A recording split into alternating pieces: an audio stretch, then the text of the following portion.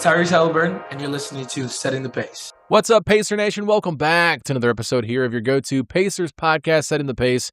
I'm your host, Alex Golden. No Michael J. Facci for the next two episodes, but filling in his shoes, at least for episode 1, we've got Brad Knight and Ryan Knight. And Brad, I got to say, for the first time that you probably have ever heard this, but happy Father's Day to you, my friend. How's it feeling? Yes, thank you very much. I've got baby number 1 on the way. I'm wearing my Girl Dad Collective hat here that my wonderful wife got me. We are literally expecting our daughter Ellie any moment as we are recording this. So I've already forewarned the guys, and I will forewarn the audience that if I have to jump off here, it's for good reasons only. But always exciting to be on, and happy Father's Day right back at you, Alex. Thank you. Fletcher. That's very exciting, and hope you guys had a wonderful day today. Oh yeah, absolutely. Got a little lunch at Harry and Izzy's, and then just kind of chilled at the place until got on here to record. So just some good times with little man. But Ryan, I know you got rained out from an event tonight. So how was your Father's Day other than that? Father's Day is busy. We got 4 families, so always kind of balance the juggling act, but it's always good to spend time with the family, and it's always good to be on the Setting the Pace, talking a little Pacers basketball. Alrighty, well, we're going to get right into it today because there is a lot of trade rumors going around as we are, sitting here just waiting and wondering, where is Giannis Antetokounmpo going to get traded?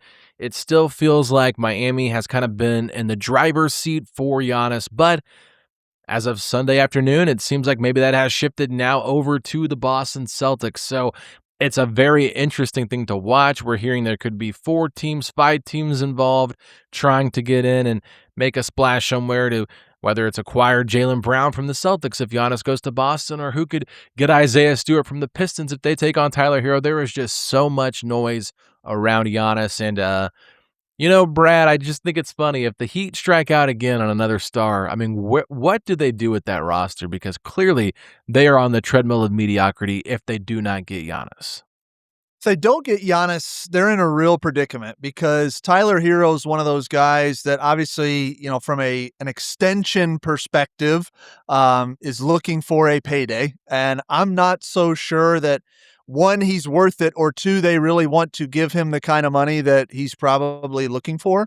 And that's not meant to be a slight to him as a player. I think he's a great player, but I also think that, what you're starting to see in this league, particularly with the teams that made deep postseason runs this year, obviously the Pacers, is that you need depth. You need guys that can play both ends of the floor. You need guys that work collectively well together. I'm not sure Hero is that guy. I know, in and amidst all these Giannis rumors, there have been talks of him going to Detroit. I get it way more for Detroit's perspective.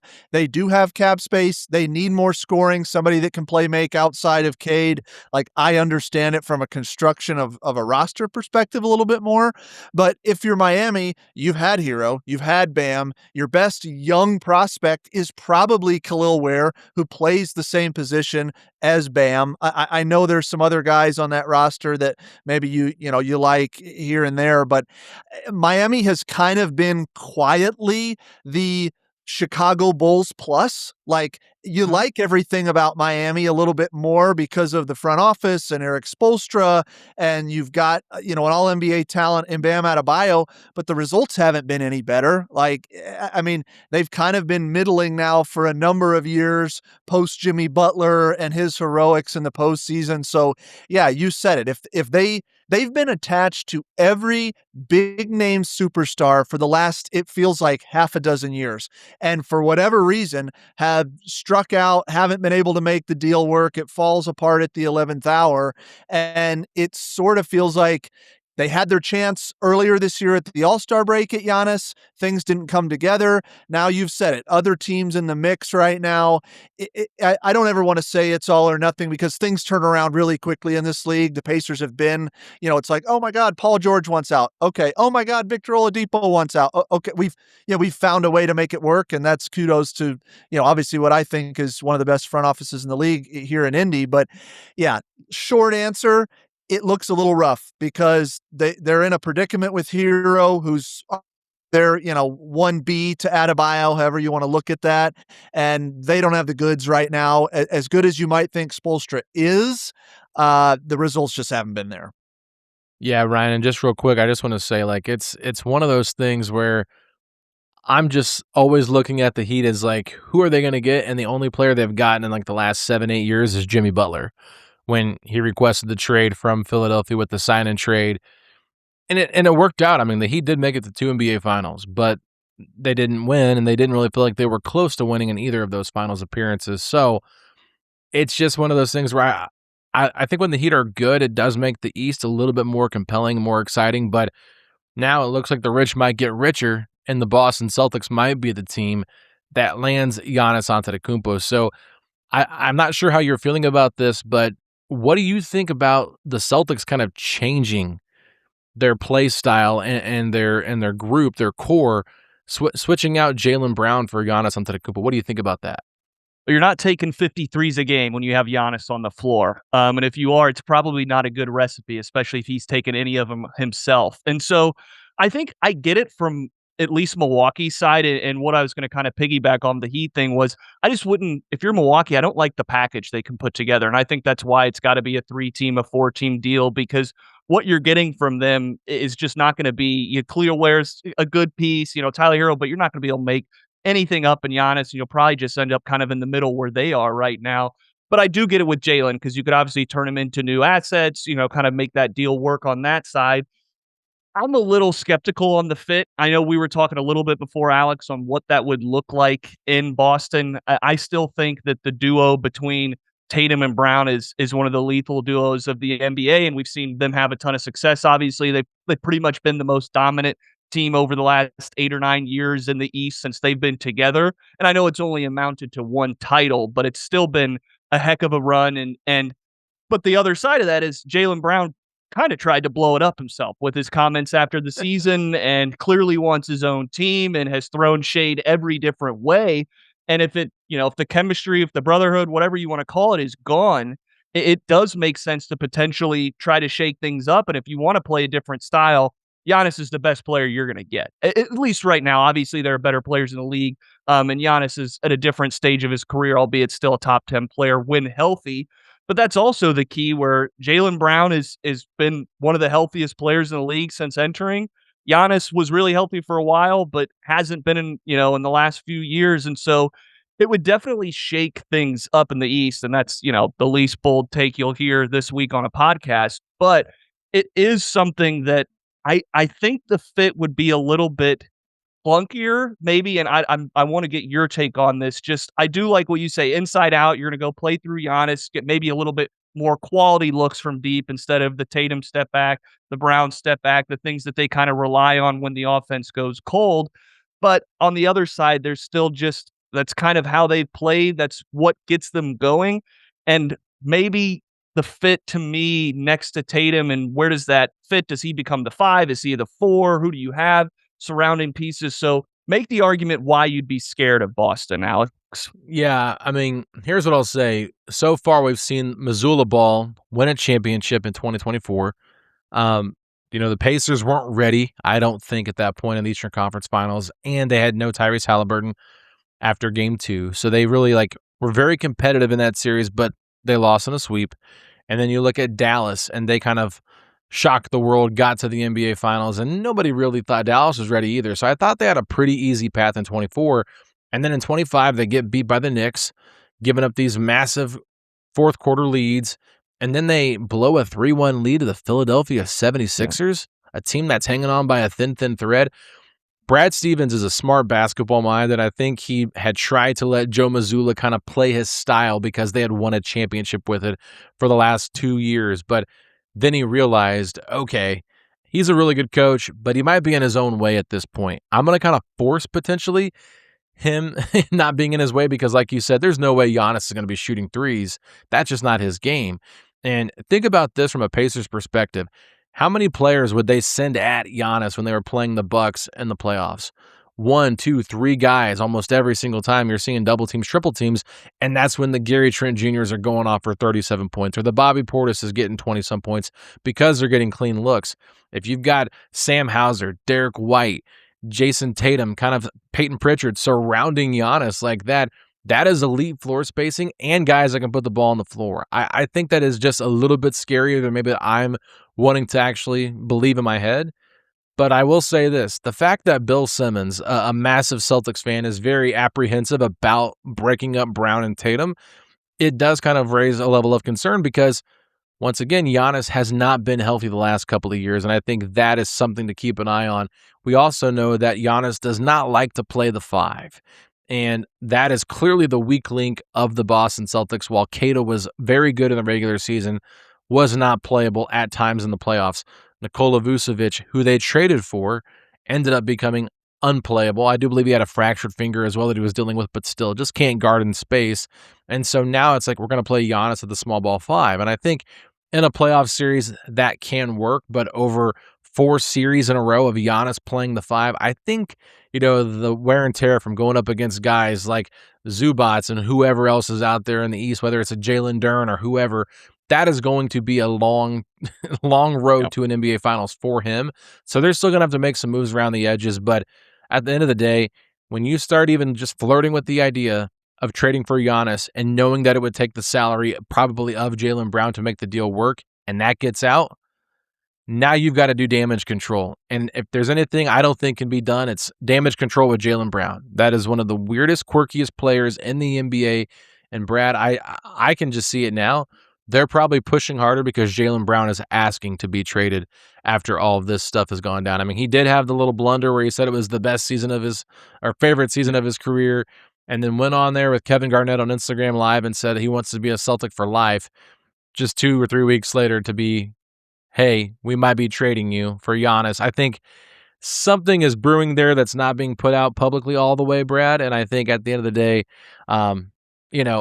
they might just have to make that move if Giannis is really on the table, because I don't know how you repair things with Jaylen Brown and Jason Tatum. Well, listen, look, I mean, here we go. Listen, I've already started my signature line. Hey, you're here. in dad mode right now, so it's okay. You can say listen 1,000 times because you're going to be saying that to your baby every time. Listen, stop crying. No doubt. Yeah, that's no doubt.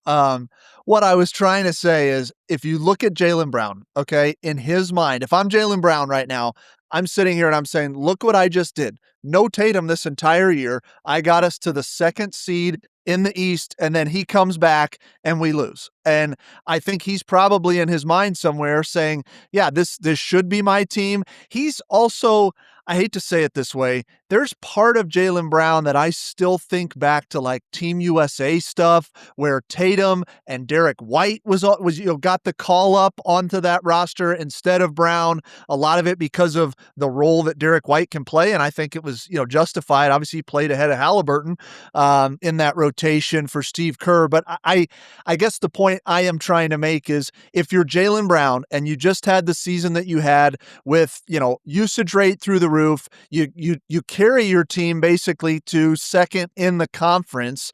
And so why wouldn't he want to say, yeah, this should be my team. I'm the alpha. I want to be the guy. And now you're talking about reintegrating a Jason Tatum who did everything he could to come back after the injury and is probably a top 10 player when healthy in this league. And, and so if Ryan used the term brotherhood, the relationship, whatever, if those two guys are not on the same page, then yes, if you're Brad Stevens, and this is not unique to the Celtics, it's any front office in the league. If your 2 best players are not jiving, not on the same page, don't want to try and figure things out, the odds of you overcoming that and can it be done with great talent? Sure. But we saw that the last couple of postseasons not be able to get them over the hump. You talk about the system deal, chuck up 53s a game, and that can be great when they're going in, but not as great when the shots aren't falling. And so now, what I will say about Jaylen Brown, does he want to go be in Milwaukee and be the guy? I don't know how appealing that is, right? Because you're you're going to be hamstrung with talent around you. I mean, you're getting excited about Ryan Rollins and who else? Like Miles Turner the next 3 years of his Kuzma. money on the books.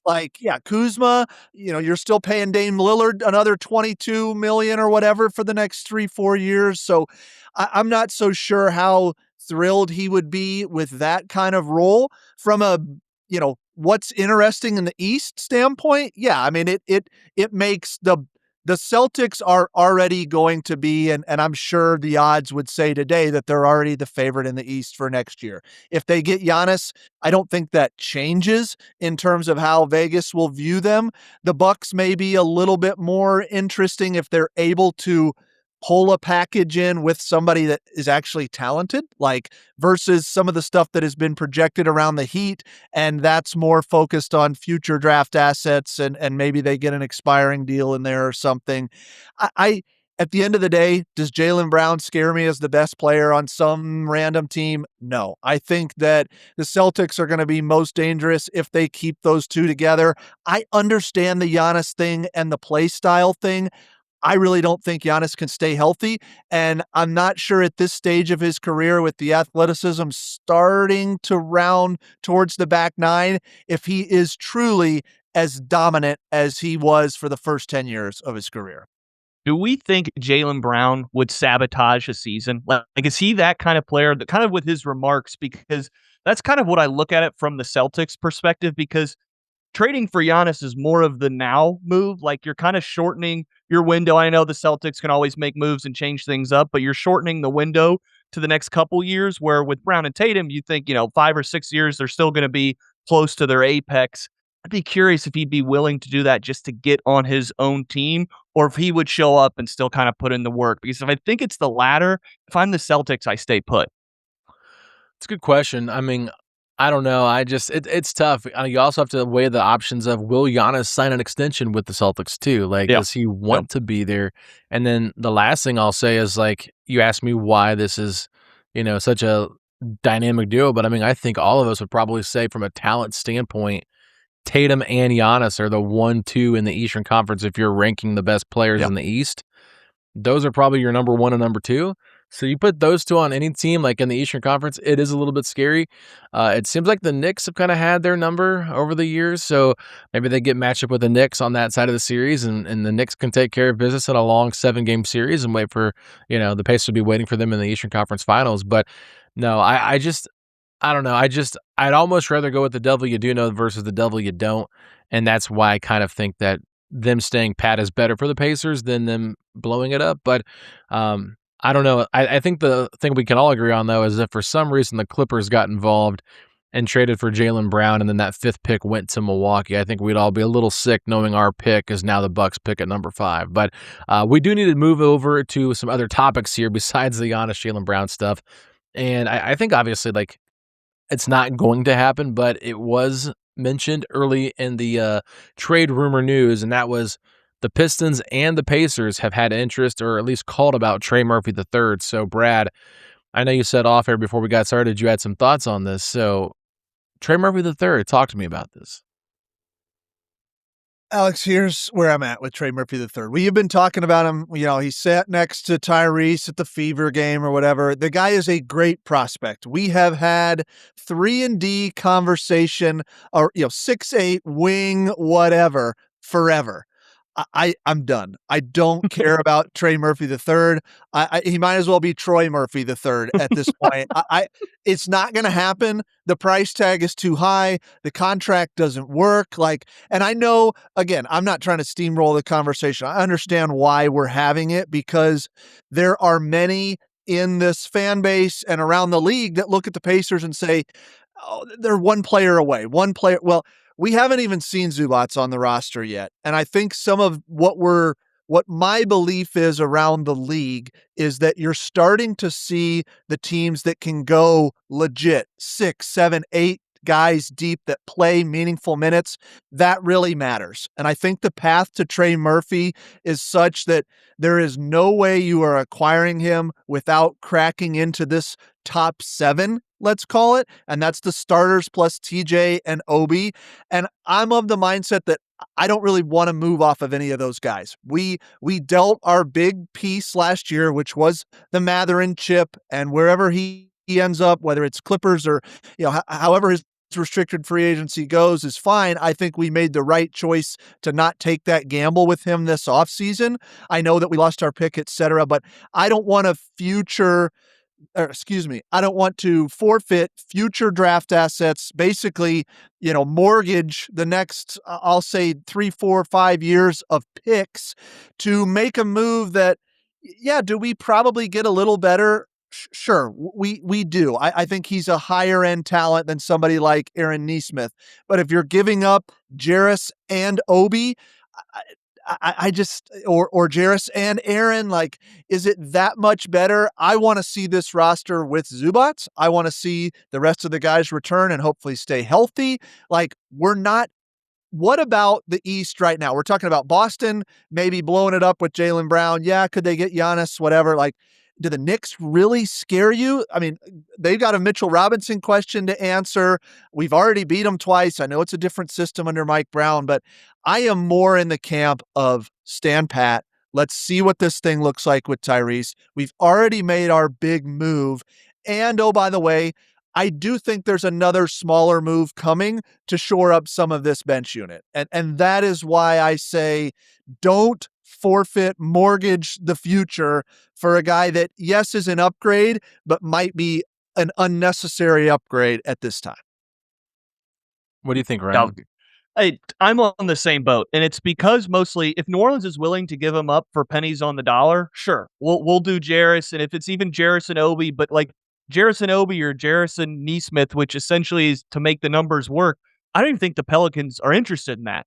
I don't really see what they're getting unless they have some monster deal to flip with Obi or flip with Aaron. Then, but I just don't see that happening. And we know what we paid to get Zubac. I mean, it was a hefty price, and we took the risk. And still wish that ping pong balls had gone our way, obviously. But knowing that, I just don't see why New Orleans would look. Yes, I think. Does Trey Murphy probably think it's a good place to play, going from New Orleans to a contender? Sure. Would it be a great fit? Obviously. But I just don't see why we could get an offer that isn't just trading every asset we have left, essentially, from the young guys, one contract plus more picks to make it work on their side. New Orleans is moving in a different direction. And yeah, again, I'm with it where I'd love the 6'8" prototype wing that we've been talking about, but his price tag is way too high for what I could see we could do right now. I understand all of that. And I will say for, Brad said, I don't want to, and maybe you too, Ryan, like you don't want to mortgage the future. He is only 26 years old. So, and he's got a couple of years under his contract, and he's making a great team-friendly deal for what he's worth and what a 3-and-D is actually worth. $27 million is not that much money. Yeah. And the only thing I will say, like for me, like I'm a little bit more open to it just because I think he's that good of a player. And we've kind of seen how Tyrese can elevate players from what they currently are to, when they join him. And having somebody in their prime next to him that can kind of get their own shot does intrigue me a little bit.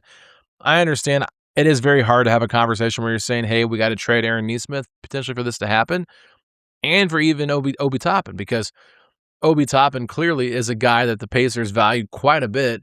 They didn't even include him in the Zubac deal. They were like, hey, you want Mathurin? You want 2 future first and Isaiah Jackson salary? We'll do that before we part with one of Nembhard or Toppin. So that kind of shows you where the Pacers feel about those players. The only thing I would throw out at you guys too, and I threw this at Facci, so I want to hear your guys' thoughts on this, but are we overvaluing TJ McConnell too much to this organization? Because he is 34 years old. His salary is the exact same as Aaron Nesmith. Now, of course, it doesn't help the Pelicans win now as much, but it is a team option, I believe, after this season. And maybe it's not after this year, it's 2 years from now, but still, it's not like an egregious contract. You include Jarace Walker, that makes enough salary to make a deal work. You give him as many picks as you need to. Now you're looking at Nesmith off the bench with Toppin, and all you got to really do is go find a point guard that's serviceable. And I think there's enough out there on the open market you could get to kind of fill in that role that TJ played, obviously not at the same level, or you could just let Nembhard maybe stagger his minutes a little bit more. But that is kind of where I'm thinking at, Brad, because to me, it's like I don't feel good about getting rid of Aaron or Obi, but if you got to rip the Band-Aid off and trade TJ, I don't think it's the end of the world, even though I don't think the Pacers will do it. I think it would be tougher to replace TJ. I really do. And here's what I would say. If that trade is on the table, and this goes back to Ryan's point, I'm not sure there's enough there to really interest the Pelicans unless we did just throw them every pick. It's 3 or 4 for future firsts, whatever it is. 3 in a swap. I think that's what Bain was last year. And then you have the salary fill with TJ. And I don't know how much value Walker commands at this point in time. I'm sure it's an intriguing young prospect. I know the question's more about TJ. If the salary works and you're of the mindset that these next 2 years with the contracts that we have in place, these are the years that we are going to make this all-in push, then yes, I would be more likely to consider it sans Aaron Nesmith, insert TJ McConnell into the trade framework because of what you said. He's not getting any younger. I know that we got him through last year after that early hamstring injury. His minutes didn't get too high. He looked like he still had the same pop and burst. I think he is absolutely adored by this fan base, loves it here. He is one of those guys that just, not like Lance Stevenson, but in some nights like Lance Stevenson, where the crowd just loves him no matter what, right? He's 110%, and there's just some certain intangibles that you can't replicate by going and finding a veteran point guard. I think what I hearken back to is we tried a lot last year, and I know it was imperfect, from DeLon Wright to Cam Payne to Monte Morris to let's try Cam Jones to Mac McClung. I mean, I know we have a little bit of money and would probably be able to go find somebody that's more intriguing than one of those names to fill the backup role. But that's where it gets a little shaky for me, frankly, because Cam Jones was so underwhelming last year. If he had shown you anything, and I'm not trying to be ugly to Cam, but if we're just calling a spade, his roster position right now to me is nowhere near solidified. In my mind, that partly might be why we're trying to trade back into the early second round. And that's a little tease for another episode here. But yes, from a trade perspective, if that's something New Orleans is interested in, fine. But I don't think it's enough. And then I would have major question marks around how you're going to divvy up the ball handling, particularly because Rick Carlisle loved those 2-point guard units, whether it was TJ and Drew, and obviously Tyrese and Drew in the starting lineup, or TJ and Halliburton. So it's more intriguing, but I'm not sure I'm there because of you got to fill the name. Who is it? We're going to draft Braden Smith. I mean, yeah, your Purdue fans are going to go crazy, but that's not the answer, right? And I know that's not what you're suggesting. I'm just being a little, I don't know who that would be. I love this. Oh, you go, Alex. Go ahead. No. I was going to say, it's clearly one of those things where it's there's plenty of names we could discuss, but not off the top of my head. I'm not just going to be oh, what about this guy? I've done some point guard lists, but it's I don't know. I'm not trying to discredit TJ. I just feel at some point, this is the same franchise that traded Danny Granger for, nothing. Evan Turner. Yeah, nothing. I'm just going to say nothing. It's better than saying his name. And I mean, if you're willing to part ways with a player that was that important to your franchise, who's actually a starter in the face, why are we holding on to a bench guy? If you can get a deal like this done, that makes way more sense than someone that's 7-8 years younger than the player that you're trading out. But anyway, what were you going to say, Alex? Ryan? I'm sorry, I got to cut Ryan off here for just a second. You are right. If we made that trade and TJ was gone, I would give it 10 games, and Trey Murphy has a couple of 25, 30-point games. TJ would be long in the rear view. I mean, that's the reality of NBA fandom. So Ryan, I'm sorry to cut you off there, buddy. No, because it was perfect. Because what I was going to say was I couldn't disagree with you more, Brad, on your take, which is a different take. If you listen to the post up, we're usually too much aligned because of kind of what you just said. And Alex, I thought you laid it out. His contract, his age, that is a KP player written all over him. We know that this is the kind of guys he goes after. Players that can kind of grow, that have a little bit of proven, but give him more runway, let him run with Tyrese, Nembhard, Siakam. And I'm with you where, TJ's, probably on my Mount Rushmore of favorite Pacer players, but he is getting older. I think he's still going to be a hell of a bench player coming off this season, but being able to kind of mend the the hole that maybe the draft lottery left you, kind of trying to get one of those wings out there and replace him with, and who knows, maybe all those 4 guys will be better than Trey Murphy, maybe 2 of them. Like, you just have to see once the cards are dealt. But getting that asset and then growing, I just think you'd have to really see if the Pacers are willing to do I'm adding 2 or 3 picks to this after just trading away 2 picks essentially. And so that would be my hesitation of whether they would do that, and whether I still just don't know where New Orleans side would kind of weigh in. Obviously, I think they'd probably look to maybe move TJ again, but if New Orleans would entertain that offer and it was, like you said, Jarace Walker, TJ McConnell, 2 first-round picks, I'd probably jump all over it. Well, and here's the thing. I'm glad you brought that up, because if you do trade TJ McConnell to a different team, now the Pacers can reacquire him. And what would that salary be? The guard that they signed, probably on a vet minimum, plus Ben Shepherd. That'd probably be enough to get TJ back on the roster. So now you've got TJ back with Trey Murphy, and all you really lost was Shep and Walk. I mean, I think that would be pretty enticing for Pacer fans. So I don't know. I'm just saying, like, for me personally, I just think a player like this, right age, right number, can create his own shot. I think he shot like 41% from 3 last year. Like, just ridiculous numbers, ridiculous size. I mean, this is what they were wanting to draft. They wanted AJ DeBansa. And this is kind of like, okay, we didn't get that guy, but we're going to get a more proven guy. And so it's like, is there going to be somebody out there on the open market that'd be willing to take, a veteran minimum to come be on a championship level team like this? Because I think if you look at the Pacers and see them get Murphy III for TJ, you're like, whoa. And then like for example, like a Javon Carter who's 31 years old and like a really defensive minded point guard that will just kind of set at the table and not do anything crazy and is pretty healthy throughout his career. He's unrestricted. He only made $1.168 million last year. So like, you think he's not going to be excited about like a $3 to $4 million bump? And then like you threw it out there like Braden Smith going to be the guy. Well, it's like, you don't have to get Braden Smith, but like, even if that's like your 3rd or 4th string point guard, like that's not the worst case scenario. So I think there's options out there. And of course, we're just looking at free agents. You never know who you could trade for as well.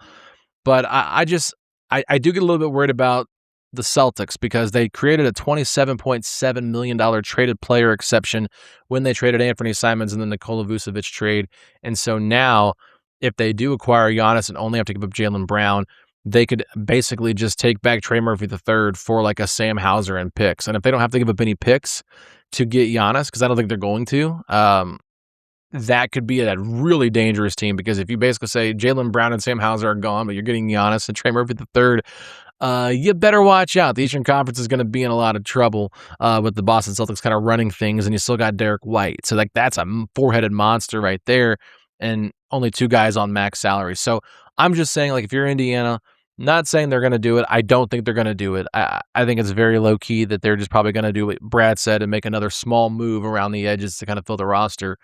But they said they had a contingency plan, and Pritchard did say that we've got 3 picks to trade. And if you look at what that package was that the Magic sent for Desmond Bane, number one, Desmond Bane's a guard, and Trey Murphy III is 6'8". But if you're just going off comparisons here of what they had, I mean, KCP was terrible in Orlando. I mean, that was a negative asset. And Cole Anthony was clearly a negative asset that nobody like loved. He was like, oh, this could be a spunky guy that ended up getting flipped once he got traded, and they got like 4 first-round picks for it.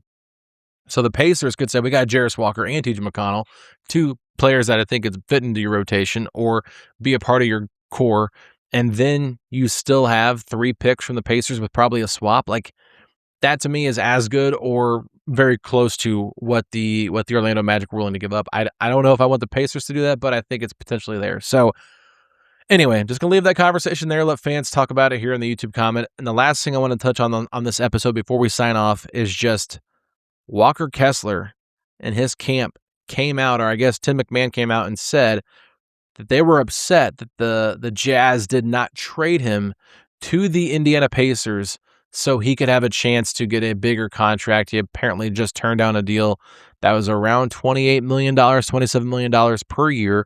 So a significant bump from where Ivica Zubac is at. So Brad, when you heard this news and you heard that Walker Kessler kind of want to come to the Pacers and kind of get a chance to be their starting center, and you look at where the Pacers are now, losing pick number 5, losing Mathurin, losing Isaiah Jackson, plus 2 future firsts to get Zubac.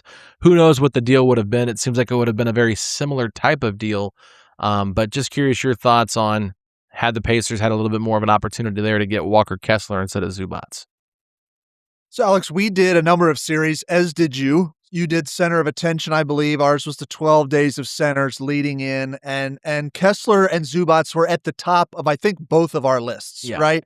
There were other names that were in there, but these were guys that you looked at from the Zubac perspective, already on a very team-friendly contract. Obviously, Walker Kessler coming into his restricted free agency here this summer, and so it made sense on paper from our side of the aisle to say, hey, these are guys that we should target. Obviously, Kessler with the injury concern, super intriguing young prospect, appeared to have started to kind of add that outside shot last year. I understand it was a very limited sample size, and there are a ton of things to love about this guy's game. But I would hearken back to a couple of things that you said. A, we probably give up a very similar trade package and lose the fifth pick anyways, right? So for the fans that are out there saying, oh, we could have had Kessler and kept the hold on a minute, because I'm not so sure that really would have been the case. I think the Jazz would have commanded something similar, and I think Kessler would have been worth it. Now, fast forward to where this report comes out. You mentioned McMahon and kind of that 28. I think it was 28 million over 540 or whatever it was that they had it kind of put in front of him. This is the reason why I think the Zubac trade made so much more sense, particularly from a 2-year title window perspective. If you look at our cap sheet and what we're trying to build around what I referenced, when we talked about Trey Murphy III, this kind of core 7 group that's under contract for these next 2 seasons, Zubac fits into it perfectly. And it left you a little bit of room when you talk about the contingency plan that KP and Rick Carlisle and Chad Buchanan have referenced. Like, I don't know what that is. I don't know if that's big game hunting or if it's a contingency plan around creating a little bit of additional space to offer somebody the full mid-level, right? That to me feels more like the direction we're going, feels more like a Pacers move, frankly. And depending upon what Kessler ultimately was going to want, and it sounds like it's going to be north of that 28-30 million over 5 years, that's a different type of extension that's putting him into more of a cornerstone piece, a la your, again, it's not max contract level, so I'm not going to say your second best player, but you're committing long-term to a guy at significant money. And the reality is, as intriguing of a player as he is, there have been injury concerns, and it's certainly not as proven as what we've seen in a guy like Ivica Zubac. Like what Zubac did 2 years ago, that all-defensive second team, almost all-NBA third team. I think he was the third guy out on that voting, and I know there's injuries and things that play into that. I just think when you're talking about a clear title window for this Pacers team right now, the contract situation around Kessler makes me more comfortable with the deal that we made for Zubac. That's how I walk away from it. As much as I like him as a player and as a prospect, the last thing you want to do is overpay for a guy that still has a lot of question marks. And I think that is sort of the description that Kessler fits at this point in his career. I understand he's got great leverage. He's trying to, get as much as he can. He's an intriguing player, but it makes me sleep better at night knowing we've got our guy locked up for 20 million-ish a year. Yeah, this is tough for me because this news really kind of pissed me off. And not because of, obviously I like players wanting to come to Indiana, but it was just another what if scenario to go through my head with Pacer fans. We have gone through from Tyrese going down. What if we're healthy this season? What if we got the pick?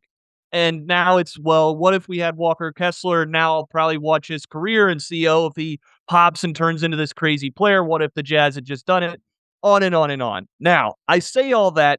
If the window is 2 years with Zubac, I think he's going to be the better player the next 2 years over Walker Kessler. Now, obviously, you could take a huge leap. Brad alluded he was maybe, his first 5 games going to start taking shots, but Zubac is, Zubac has the experience. I think Zubac has some strengths with the way he sets screens, his physical size, still just, kind of having the Father's Day dad bod a little bit more built in, the strength, even though they're both obviously large. And I know Kessler's got some strengths over Zubac. He's going to be a better rim protector, and he'll have other things as well. It was just one of those news where now it's another thing I got to kind of walk through in my head of what if we did this? So I'm happy with Zubac. I think he's the right fit for this team. I think he's going to be a better passer and playmaker for us than what Walker Kessler was going for. And it does make the money. I think that's one thing we can live knowing that if he goes north of 30 million, we're losing another player on our team likely to try to make that work. And I think having the flexibility to go big with Zubac, but still go back to Obi and Pascal at kind of the small ball 5 units will be valuable. And I don't know if that'd be possible if we had to sign him to a massive extension. Yeah, I mean, and I agree with everything you guys are saying, because when I heard that he was not happy with $28 million per year, I was like, that's quite a bit of money. And it's quite a significant jump from what you're paying Zubac, even though I do believe he got a little bit more than what people realize because of the trade kicker and the bonuses and things like that because of the trade that happened. So either way, the Pacers paid it. They wanted to make sure they took care of him. And I agree, like, the only thing that's intriguing about Kessler is he's only 24 years old right now. He'll be 25 in July. So you're thinking about, okay, a 4-year deal for him.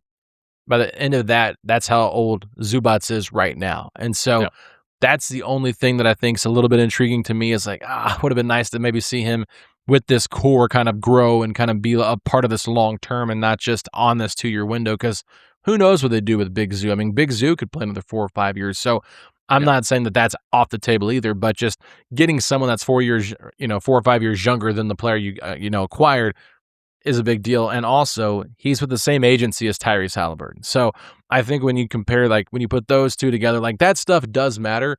But at the same time, I know Miles Turner changed his agency from Bill Duffy, which is the same agency of DeAndre Ayton, after that whole thing went down with Ayton and Turner, and then joined with Halliburton's agency, and he left in free agency. So at the end of the day, it doesn't really matter that much, because agents are looking out for their clients, not for the team.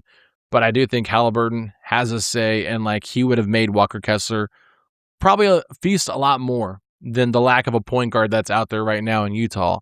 Even though a lot of people are excited about what the Utah Jazz are doing, as am I. I think they have a really good young core coming up. They got a lot of great players in the front court. Who knows what's going to happen at the draft? They could take Cameron Boozer, and then, of course, now it just even gets more crowded in the front court. But I can understand the frustration from Kessler, because I think he kind of sees all the players right here in this front court, and I think he saw maybe a clear path with Indiana. And look, Chad Buchanan actually said this on the radio, that they had a deal done with another team that was the exact same deal for Zubac for another team, and they said no. And the Clippers said yes. So I guess my only interesting thought now is, which one did the Pacers want first? Yeah. Did they want Kessler or did they want Zoo? I guess we'll never know. Maybe I can try and pry and see if I can get something off the record, but I can't share it on here. With that being said, but the only thing I'll say that I liked about Kessler too is he was starting to develop a 3-point shot last year. Only played 5 games before he got this crazy injury, but 75% from 3 on a decent amount of attempts for 5 games is not that something just to look over entirely. It's clearly a small sample size. I'm not acting like it's not, because he had 1.4 steals a game, and we know that's not realistic. But I'm just saying, this is a guy that was kind of developing and at least trying to develop his 3-point shot, whereas Zubac is completely anti. I don't shoot threes. I'm just going to create a ton of space. So a lot of interesting stuff rumor-wise. There really hasn't been anything else over the top that's too crazy, other than different trickle effects of what could happen on a Giannis deal. The Lakers are intrigued in Isaiah Stewart or Khalil Ware. Obviously, we've talked about Detroit's intrigue with Tyler Hero. I believe Memphis has also been mentioned as a name that could get involved. The Clippers potentially have interest in Jaylen Brown, but nothing really concrete that's made you feel okay, that's what's going to happen. So I think everyone's just kind of on Giannis watch, waiting for that to happen, and then we'll kind of see everything else follow after that. But any final thoughts, Brad, on this episode right now before we sign off here? I do have one final question for you, because you talk about the 3-point shooting from Kessler, and I was listening to you and Facci on the Mailbag series, and you about that.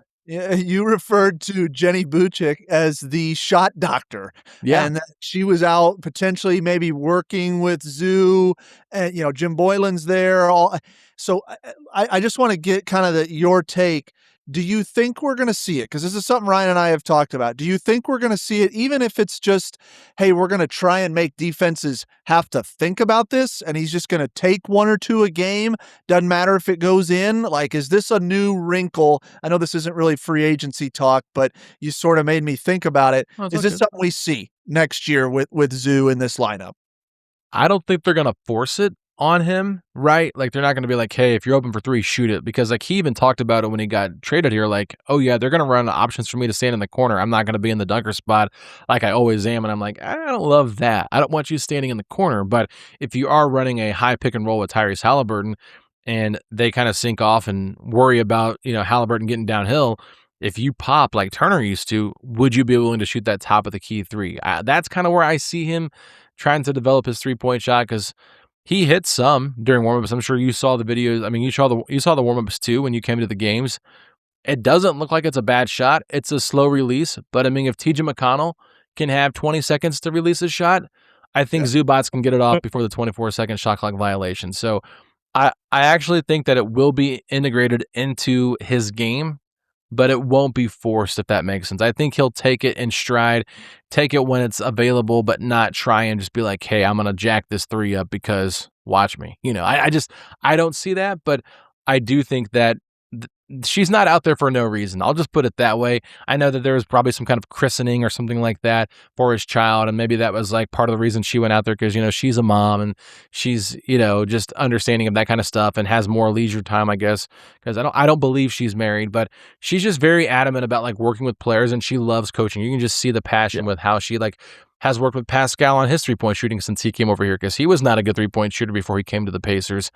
She's really worked with Nembhard to kind of get his shot a little bit better. It's just one of those things where I've watched her work her magic. And, Kobe Brown, another one that really turned things around when he got traded here from the Clippers. Maybe they can say, look, we work with Kobe and now he's like a 40% 3-point shooter. We can help you get to 30-something, right?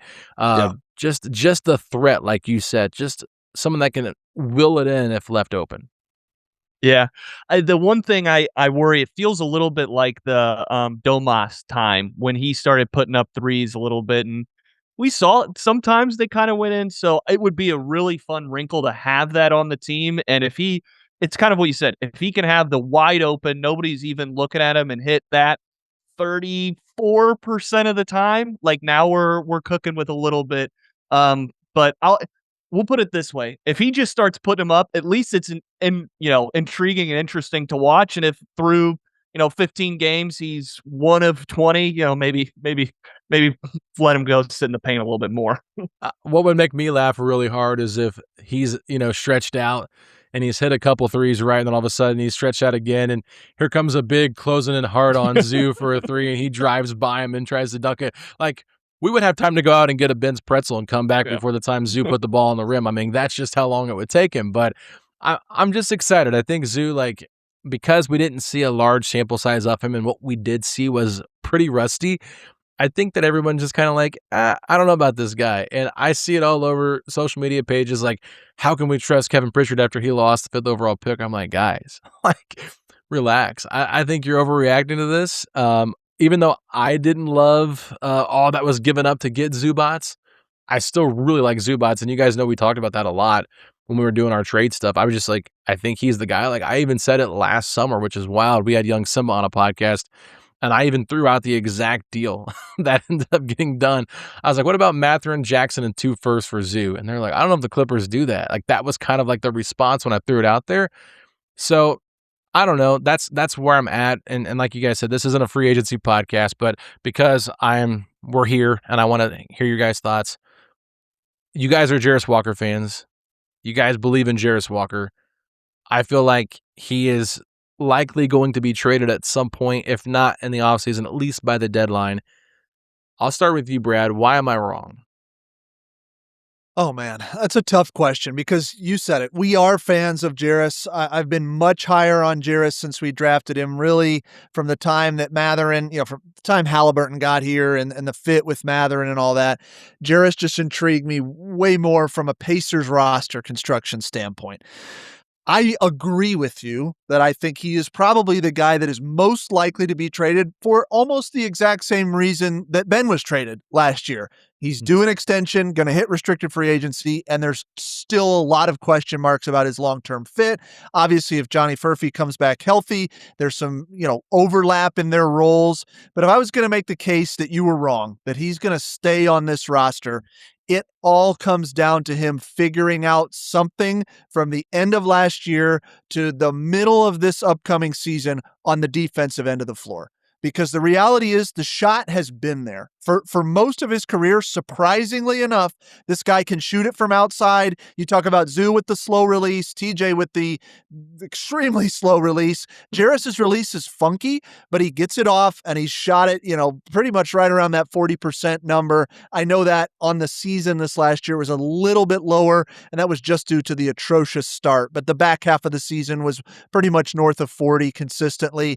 He got better at putting the ball on the floor. I think he will be better in a lineup that has more ball handlers, and he's not asked to do that as much. I think the playmaking Jarace is good in doses. We know he's got some good vision, entry passes. A couple of those behind the backs last year are flashy, but he's got to find that and not force that. But everything around his fit long-term on this roster, and frankly, if you're going to pay him an extension, is on the defensive end of the floor. Less cheating, less going for steals, more fundamental sound defense, move your feet. And if he can figure out how to be, I'll say, a Ben Shepherd-esque defender, like Ben's a decent defender. Okay. I think some people overrate his point of attack defense. I think he's good. Like, how many times did we see that RJ Barrett clip circling around on Twitter, that late game shot where Shepherd defended him? And I'm a Shepherd guy. Like, I think there's certain parts of the fan base that don't appreciate exactly what he does from a just kind of little bit of everything. But if Jarace can trend towards that on the defensive end of the floor, I could see us finding a reasonable extension number for him and keeping him on the roster. But in my heart, I don't think he's a Pacer this time next year. I really don't. Okay. What do you think, Ryan? If he can learn to stay in front of people, he can be a Pacer. But until he proves that to me, I just don't see we have enough offense and shooting. And I know Zoo changes that a little bit, but even if we go add a shooter scorer type, I just don't see where he fits in necessarily on this roster. And obviously he can play and all that, but I just think that skill on the offensive side is redundant. And what he is the exact 6'8" wing we've been talking about trying to get. And right now on defense, guys just continually attack him. I mean, even when he's out there with the bench unit, they're running pick and rolls to get him involved in them. And until he can prove he can't, I just don't see on a championship contender. If you're watching these games against, OKC, or it's going to be the Thunder or the Spurs or the Knicks with guys who are just going to hound you constantly, and you've got a guy in Jarace who they're attacking, and transparently, if I'm going to make another, side remark, getting hounded, he's got to clean up the handle too, because he's a turnover machine on that. And we saw Detroit really expose that a number of times throughout the season, just pickpocketing him. If he can go in the offseason, really drill down those two skills, his runway takes off to me. But I'm asking him to essentially flip a total negative into at least just be a mid-level defender. And until he can do that, I'm kind of with you, where I think he's more likely gone than on the team. It's tough because, my whole thing is, they want to keep the core 7 intact. He is not part of that core 7. And so he's the highest salary they could use to trade. And look, there was a little bit of a rumor going around that I know my name got attached to it. I did not say that this was a rumor. It was an idea the Pacers could trade Jarace Walker for a second-round pick to create enough room to get the full mid-level exception. I'm not saying that's what they're doing. It's just an idea. I'm not the only one that's thrown that out there. I've heard Tony East talk about it. I also heard Sam Vecini and Bryce Simon talk about it on the Game Theory podcast. So it's just an idea because it's a way for the Pacers to maximize their spending money this offseason.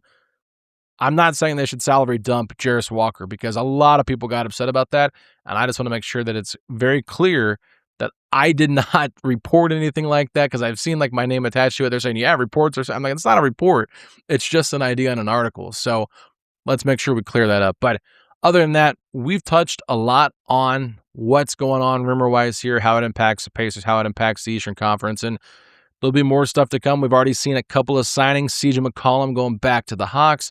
We've seen the Suns get a couple of players. So clearly the McCollum deal for about a $21 million extension was outside of the Pacers' price range. So nothing really to touch on there. But we'll keep an eye on what's going else here in the future. So Brad, Ryan, they do a great job over at the Believe Podcast Network with their show, The Pacers Post Up, and it's brought to you by who? FanDuel? FanDuel. Correct. FanDuel. Is that a gambling site? I was like, yeah, Gambling okay. site. Yes, it is a gambling site. You can place any wager you like. Robot Rabbit. Yeah. We are also sponsored by a gambling site by the name of Prize Picks. So, you know what? That is just the sports world we're in. But Pacer Nation, thank you all so much for tuning in. We will talk to y'all later. Peace out.